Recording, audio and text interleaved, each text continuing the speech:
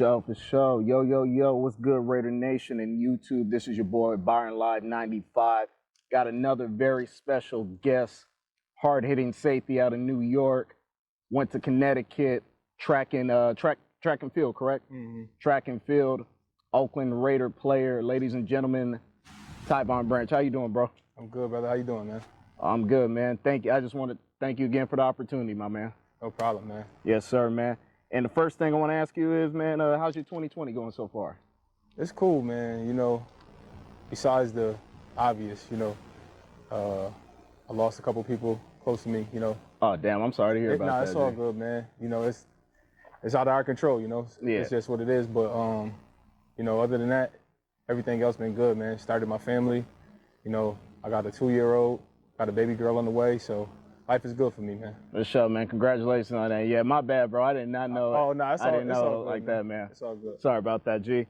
But yeah, man, I wanted to talk to you as for Tyvon Branch, when was the first time you fell in love with the game of football? Do you know what time and age you start playing around that time? Or? Yeah, I mean, it was kind of a love at first sight thing with me, man. I remember my mom was going, she was married at the time, and she was going to, with her husband to sign my stepbrother up for football. And I was looking at it, I'm like, I just fell in love. I was like 4 or 5 years old, I think. And then, so I was too young at the time to sign up.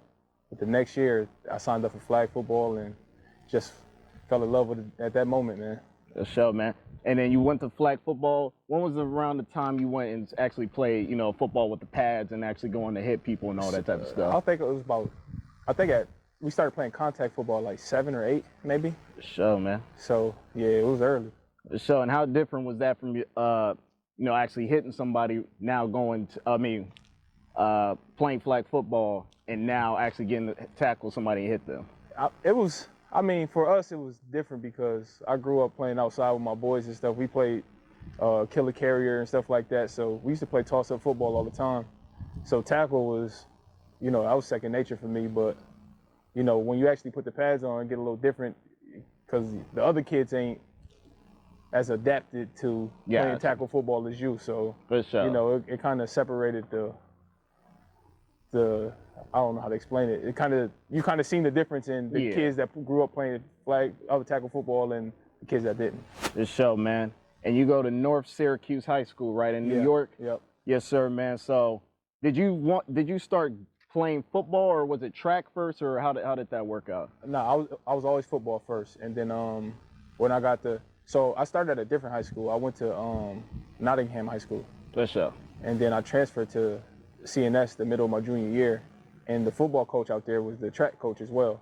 So he kind of was like, that's if you play football and you're not doing another sport, you got to run track. For sure. You know what I mean? So he kind of got me into it, and I guess it all fell into place for me after that. For sure, man.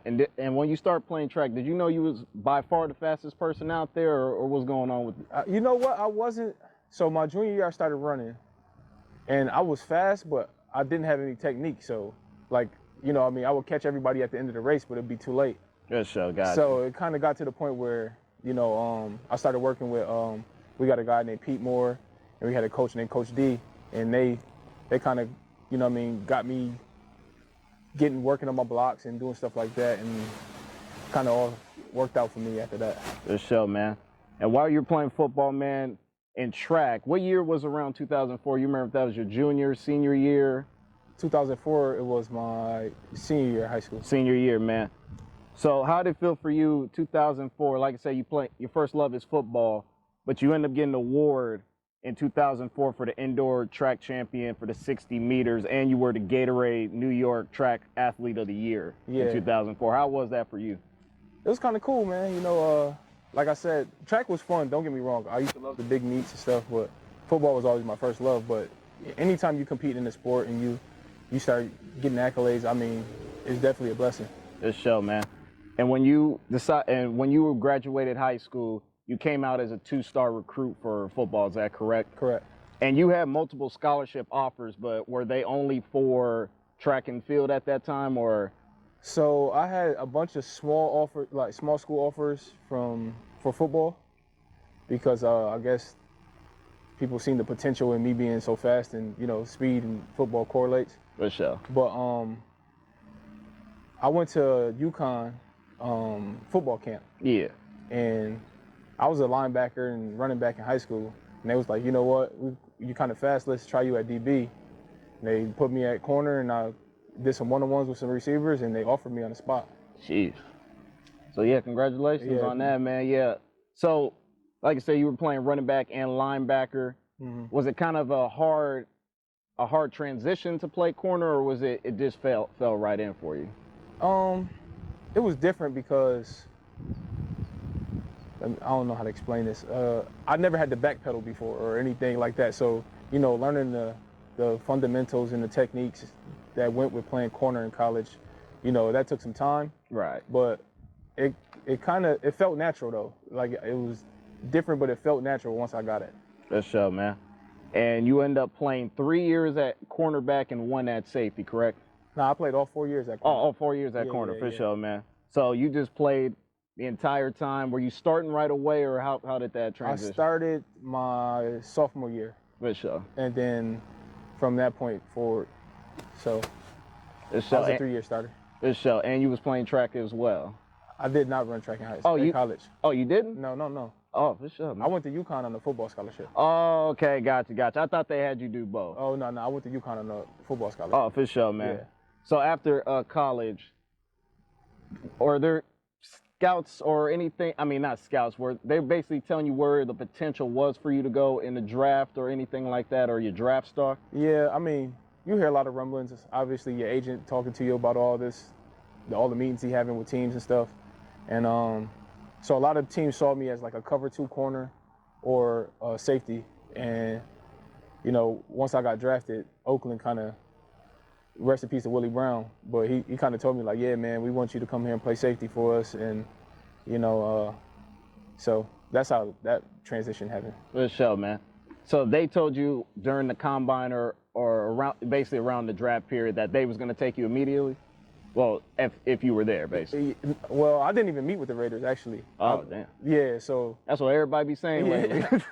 that wasn't even one of the teams I even met with. But when I talked to them on draft day, they told me right away that I was playing safety. It wasn't like, we want you to play corner or any of that. It was like right away they knew I was going to be a safety. For sure, man. And how was it for you to get that call? And you can keep it a buck. I know, like, back then, a lot of people didn't want to go to Oakland like that. But how was it for you getting that call saying that you were about to be an Oakland Raider? It was kind of surreal to me, man, because my dad is a huge Oakland Raider. Like, he got the Oakland Raiders tattoo. He's a diehard Raider fan, you know what I mean? So for sure. When I got the call, it was kind of like a surreal moment. It's like I'm getting drafted by my dad's favorite team. It couldn't have worked out any better, you know what I mean? So yes, sir. It was a blessing for me, Any chance you get to play in the NFL, I don't care who you're going to, it's a blessing, especially if you love playing the game. For sure, man. And going into training camp, your first NFL training camp, how different was it for you knowing that, okay, this ain't college? Did you see any like change in the speed of the game, or the people were bigger, or what was that surreal moment when you got to the first training camp? Yeah, man, everybody's fast. Everybody's, you know what I mean? And then I got drafted with Darren McFadden, so yes, sir.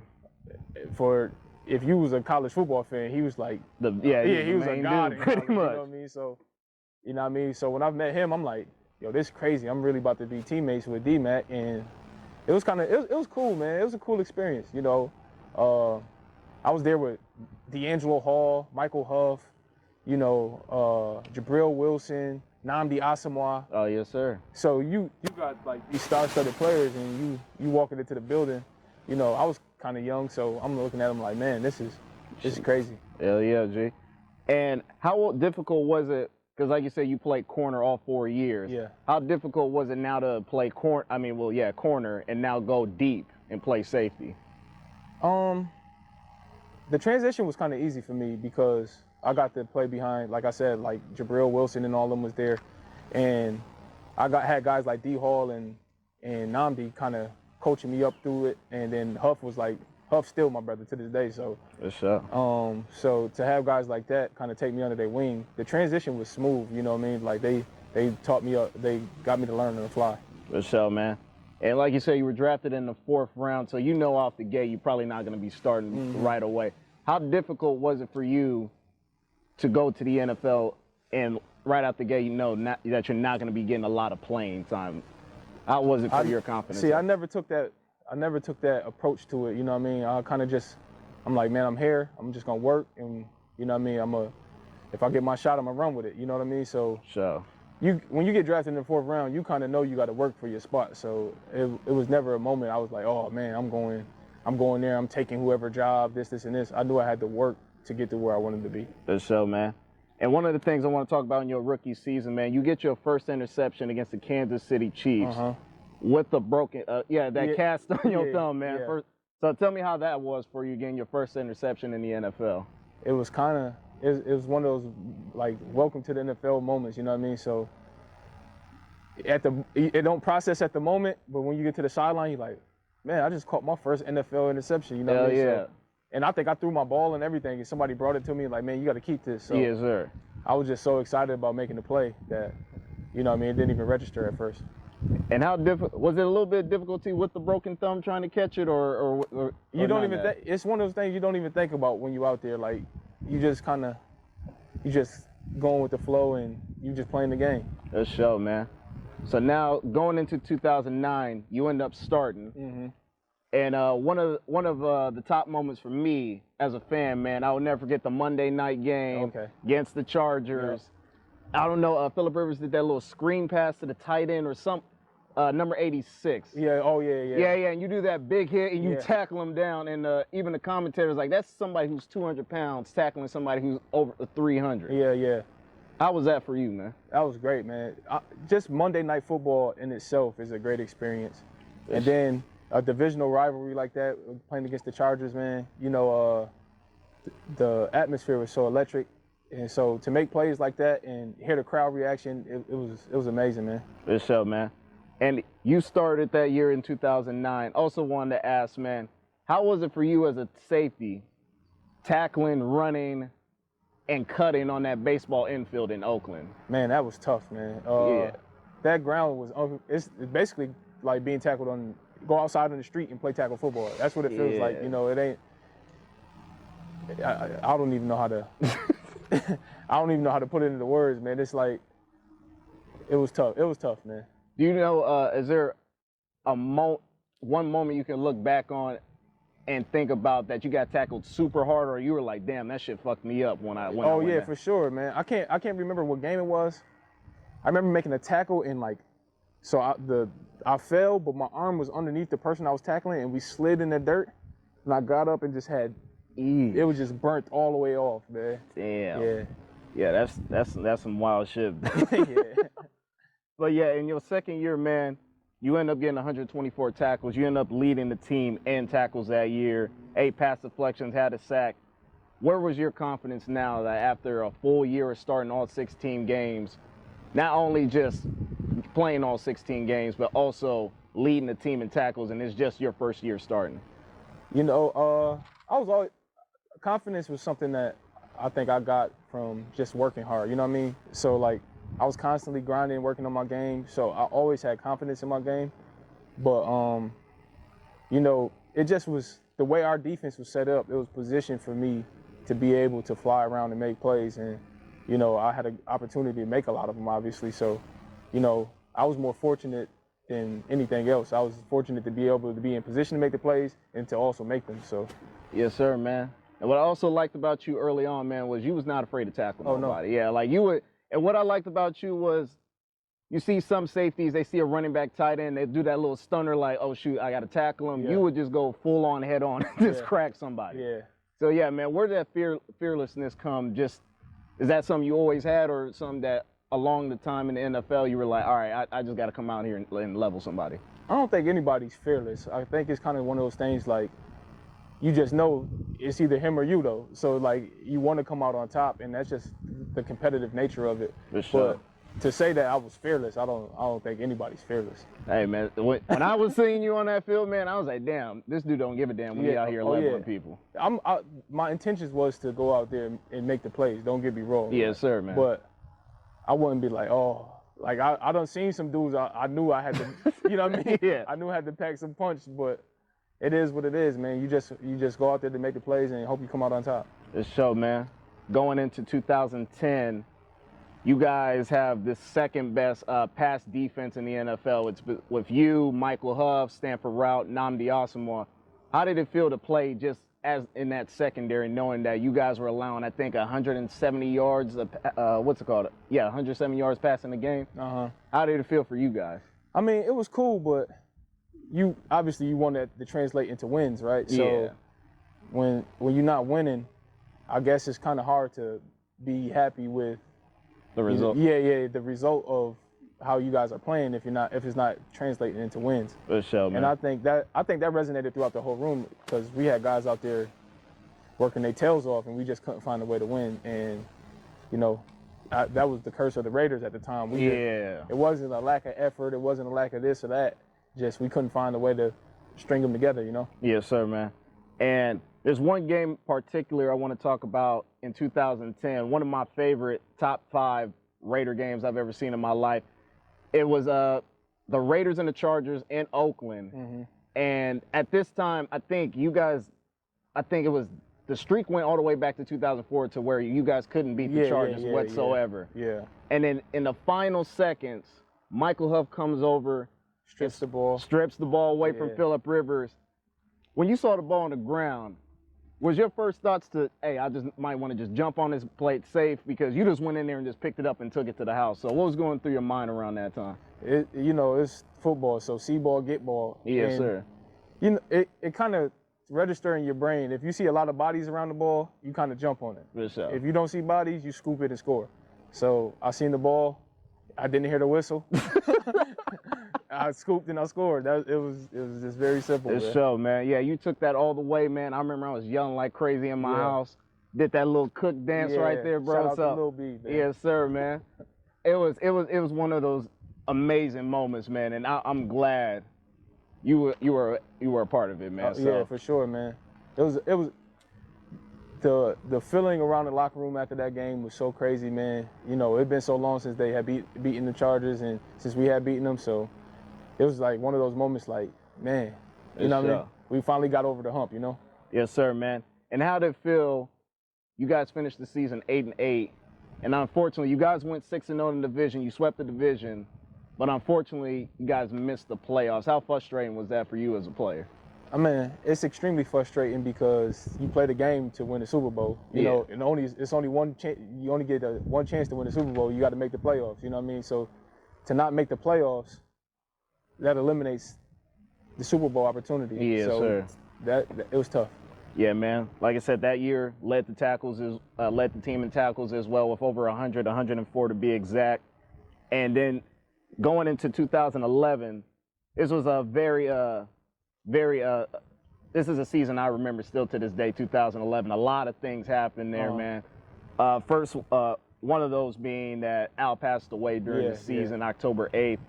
And you guys had a game against the Houston Texans right after that. How was it for you to process all of that, the team owner passing and having to play a game right after that? Man, that was such an emotional game, I think, for everybody. I don't know if y'all know the relationship Al had with players. Like, he was like he the godfather of football, you know what I mean? Like, you kind of see him, he got that old school tough guy, you know what I mean? He just gritting. So he was always around. Even in his older age, he was always around. He's always chopping it up with you. And so his relationship with the players, you know, it kind of, you know, we felt that when he passed away. And I remember that game like it was yesterday, man. And when Huff caught that pick. Yes, sir. And then you just seen the emotion in everybody after we won that game, man. It was one of those moments I remember for a long time, forever. Yes, sir, man. And I asked almost everybody this. Did you know that there were 10 men on the field on that last play? So I just seen somebody was uncovered. So I was the free guy on the play, and I seen him uncovered. And then when I went to guard him, he ran a route that broke out to the other side, and I seen Schaub running the other way. So I'm like, all right, he can go. let me go get this quarterback before he just walk into the end zone. Yes, sir. So that's why you just see me darting towards Shab on that play. Hell yeah, man. Like I said, that was probably one of the best games I've ever seen. Just how it went all the way down to the wire, the motions going into that game. And then, like I said, the pick six, 10 players out. Everybody felt like I was out there on that last play. So, yes, sir, man. And how was the emotions? Oh, I think you said that about the emotions in the locker room. Yeah. So, yeah, man, that was a special game. And I'm glad that you got to play in that type of game. For sure, yes, man. sir, man. And then actually, this is one of the plays I wanted to talk to you about as well, because looking back on it, it was a super nice play. I was like, I don't know how Tyvon did that. It was week 3, 2011. You guys are playing the Jets in the dirt infield, of course. Mm-hmm. Mark Sanchez scrambles he scrambles towards his right side and throws it off. Mm-hmm. And you just did this jump, the shit that I saw, man. You did this jump and just caught it, man. First of all, how did you see that play coming, or how was it with that interception? Yeah, I know what play you talk about. I think Trevor Scott put the pressure on him. He rolled out the pocket, and he kind of threw like a deep ball into the end zone, right? Yes, sir. Yeah, I remember that play, man. I forget what coverage we were in, but I just seen him rolling. So I'm like, you roll with the quarterback at safety. And so he threw the ball up, and I was like, man, I knew I could make the play on the ball, so I was like, man, let me just go to attack it.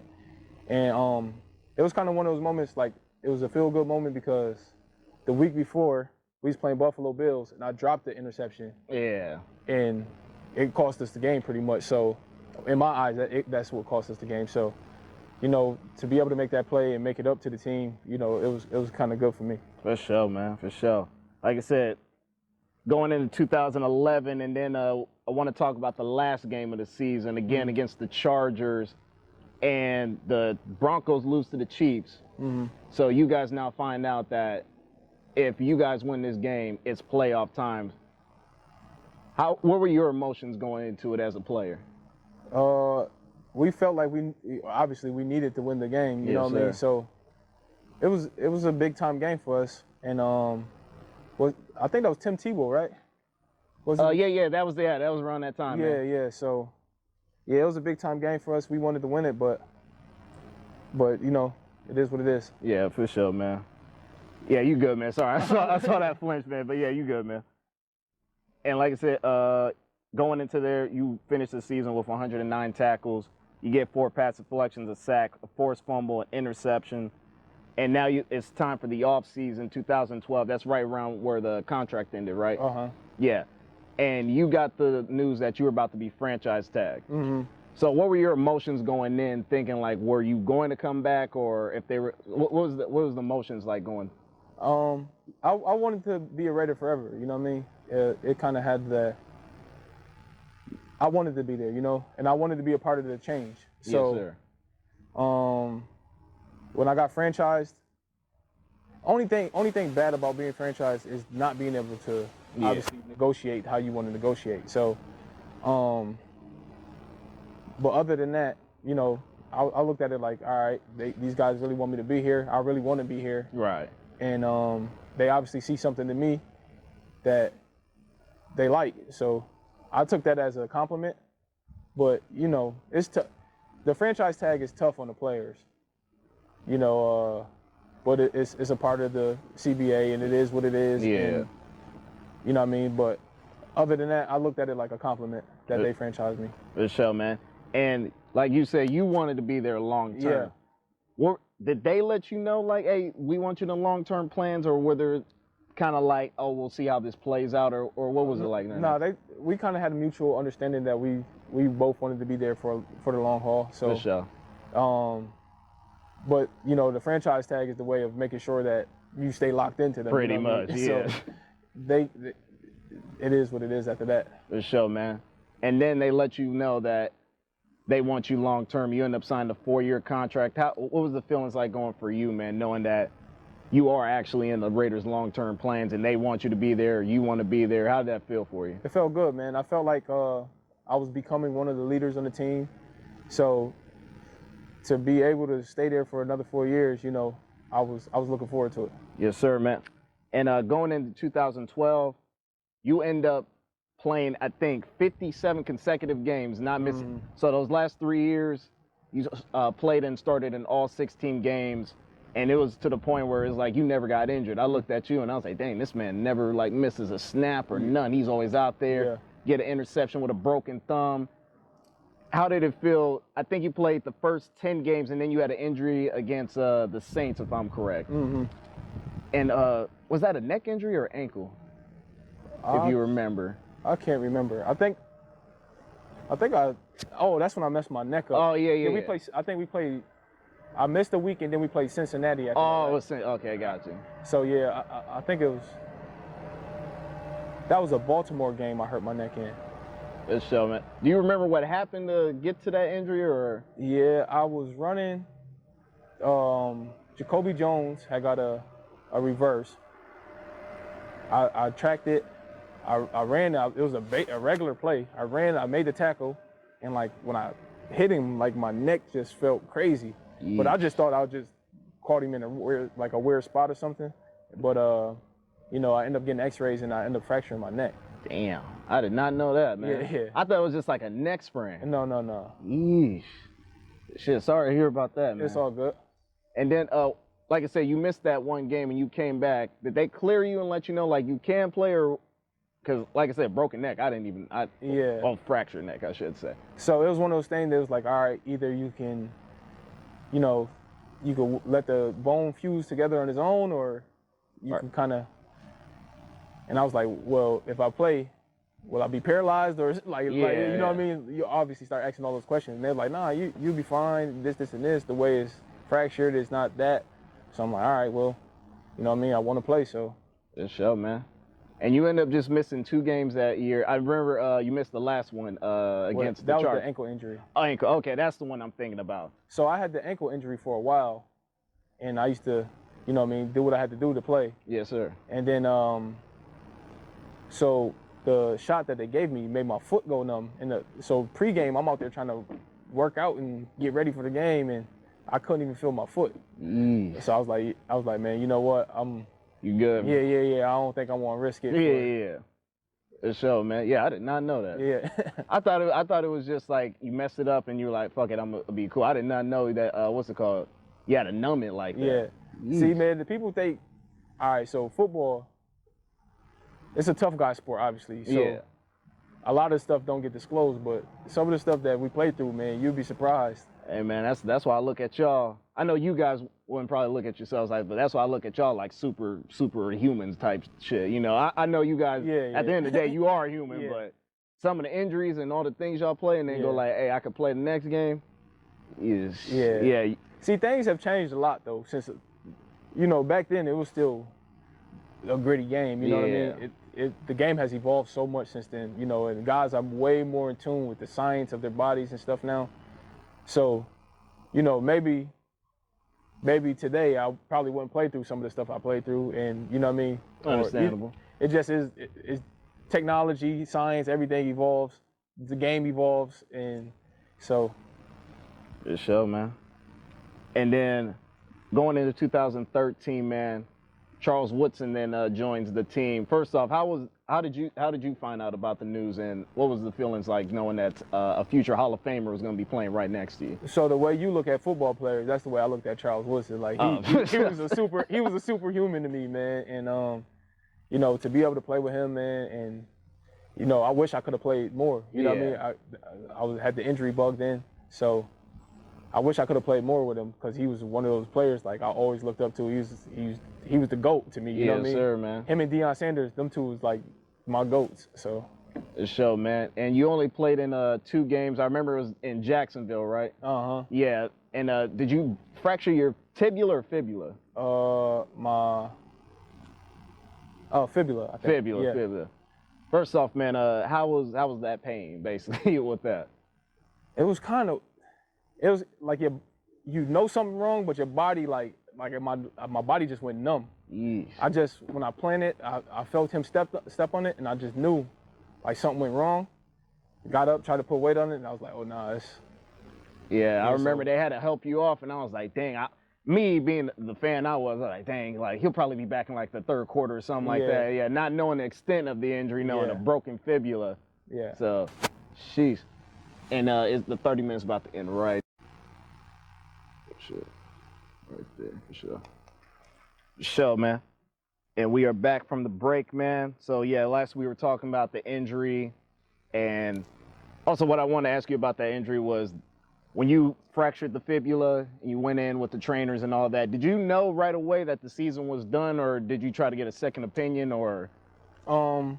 I didn't think I would be done because they told me, you know, once I got the surgery that it'd be like 6 weeks to be back on the field and stuff. So, you know, we went to grinding away right away, and they waited till the end of the season to put me on IR. So Damn. They expected me to come back, and we was grinding towards it, but I think the season just got to a point where it was like, all right, we just gonna try to save you for next season. For sure, man. How was that mentally for you, knowing that your season, basically the season was done for you at the time? And like I said, you played in 57 consecutive games. How was it now knowing that your season was basically done, like just like that? I mean, every chance is special, you know what I mean? Like each one is a blessing, each one is an opportunity. So, you know what I mean, to know those opportunities are gone and you can't get them back, you know, that's the toughest part about it. Yes, sir, man. And then 2014, you come back, like I say, coming back with Charles Woodson again, and then you unfortunately get hit with the injury bug again. You play 3 games, and then did you break the foot or the fibula in New England? My foot. Foot. And once again, man, can you explain what happened on that play that led to that? I remember I was dropping down, I was covering the slot. I came down, I just went to break, and when I planted my foot, it just popped. And, you know, I knew instantly that I broke something. It was like one of those things like you just know. So I got to the sideline. I told Doc, I'm like, I think something wrong. He looked at my foot. He's like, yeah, I think you broke it. And so they carted me to the locker room, got x-rays, and they confirmed it. And, you know, then I was no longer a Raider. Damn, man. So how like I said, back-to-back years, injuries. Mm-hmm. What's going through the mental at that time? It's tough, man, because like I said, you know, I'm one of them people like I didn't play the game because I loved the money or what came with it. I played football because I love playing football. You know what I mean? So yes, and it just led to, you know, the money and whatever came with it. So for me, you know, it sucks whenever you can't play the game that you love to play. So yeah. So back-to-back years, you know, especially for me, because I was so used to being able to play through anything. Yes, sir. And then to not be able to do so, it was tough. Yes, sir, man.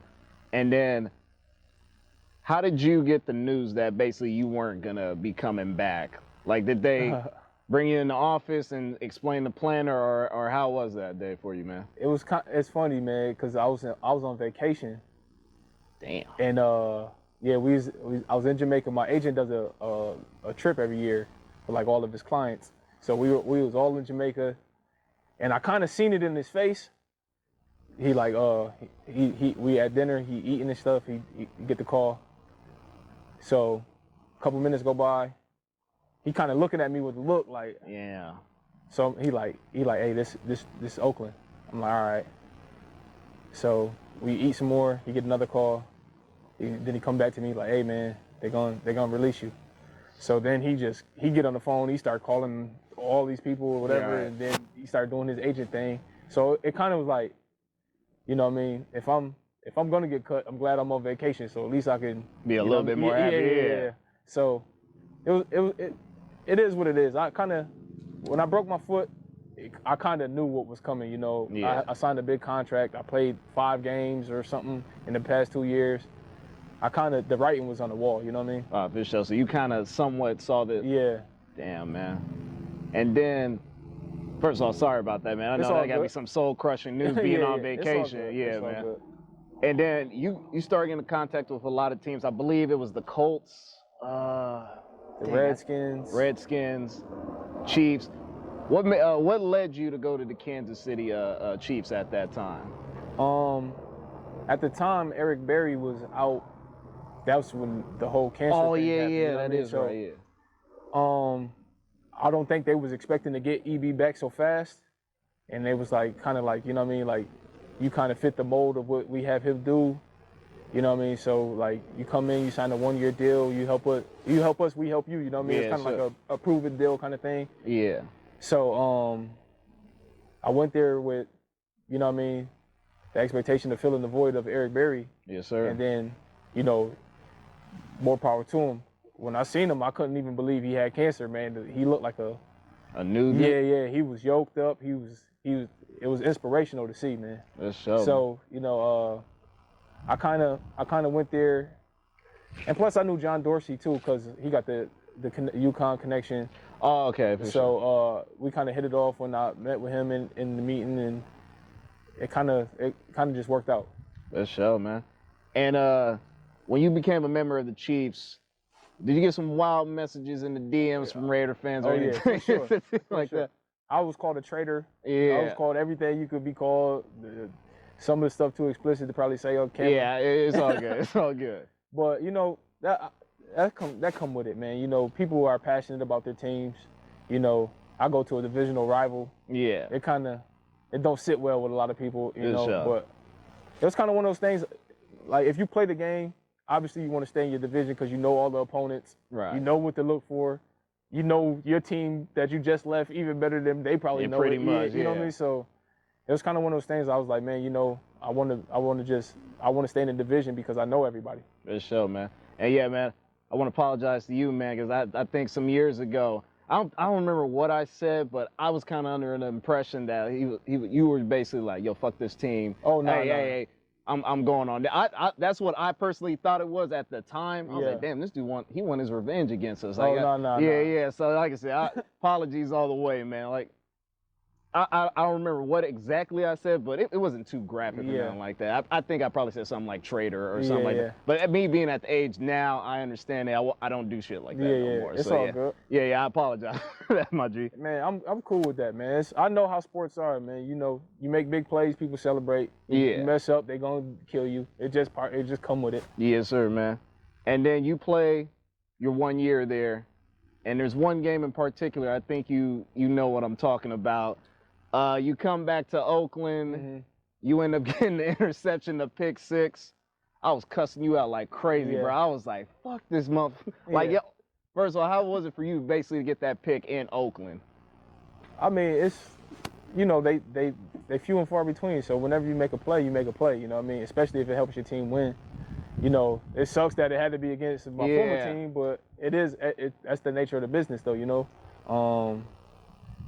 You go to a new team, you're going to give them your all. You ain't going to say, oh, nah, let me drop this pick because it's against my old team. So it just is what it is. Yes, sir, man. And one of the questions I forgot to ask you, how was it working with Eric Berry? Like I said, when he came back and all that and you yoked up, what was it like just seeing him come back and play after, you know, the cancer, the Hodgkin's lymphoma that he had? Man, I wish everybody got a chance to play with a guy like him, man. You know, there's certain guys you play with, and you be like, man, I wish everybody had a chance to play with this dude, man, because he just, everything about him, man, the way he works, the way he motivates his teammates, everything about him is just A1, man. And he was a great dude. He was a great teammate. He's a great dude to be around.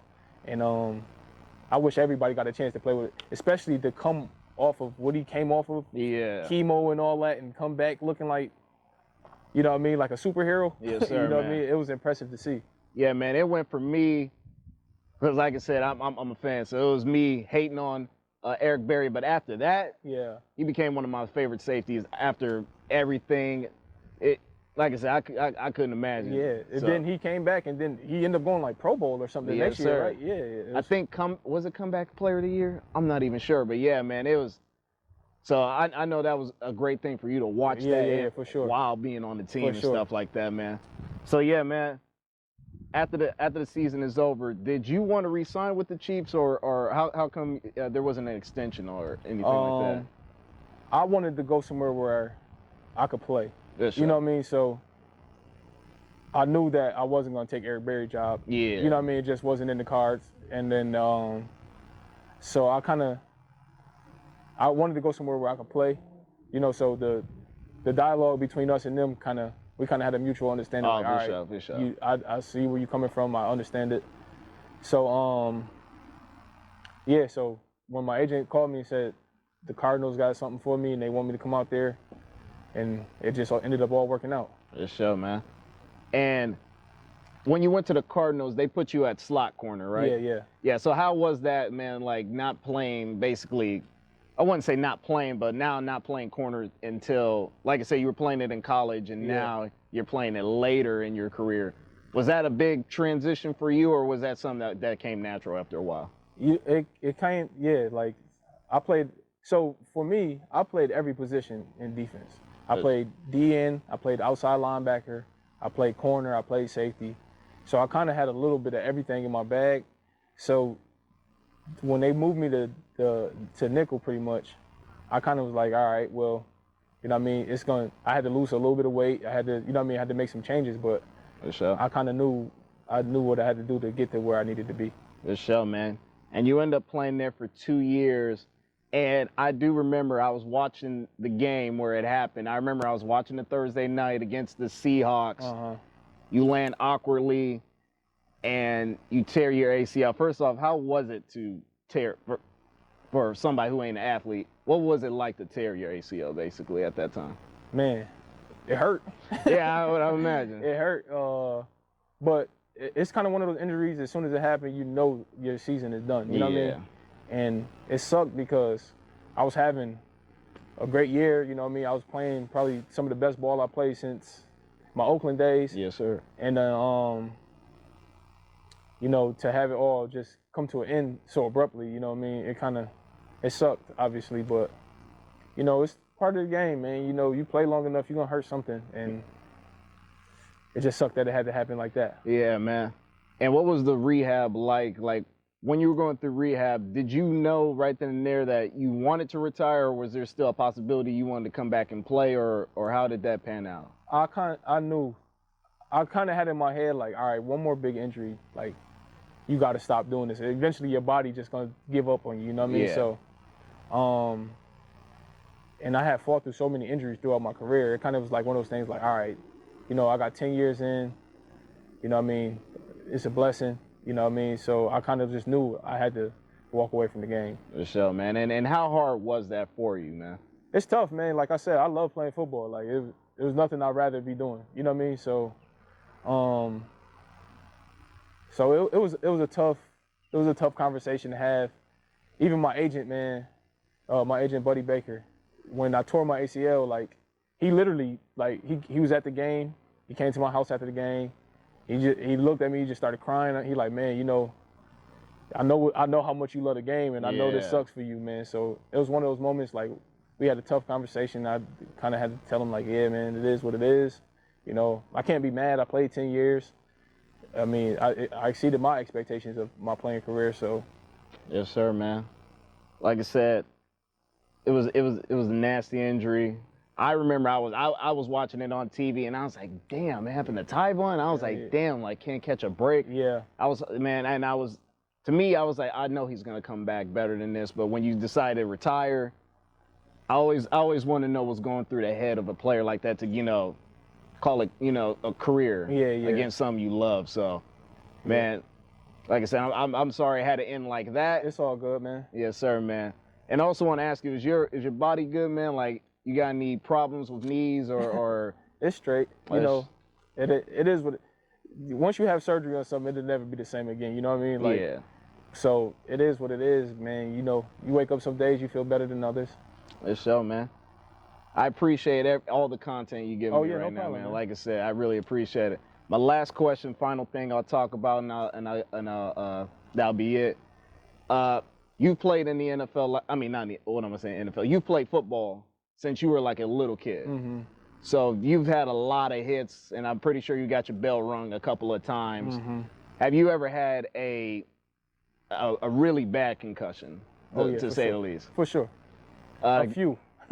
Would you mind opening up about those few times, or? It's tough. You know what I mean? Like, basically, we out there, we flying around, we hitting people full speed. It's many car crashes every play. You know what I mean? Yeah. So, some plays, you know what I mean, some concussions worse than others. there's no two concussions alike. You know what I mean? Once you have one, it happens more often. It seems like after you have your first one. So, Yeesh.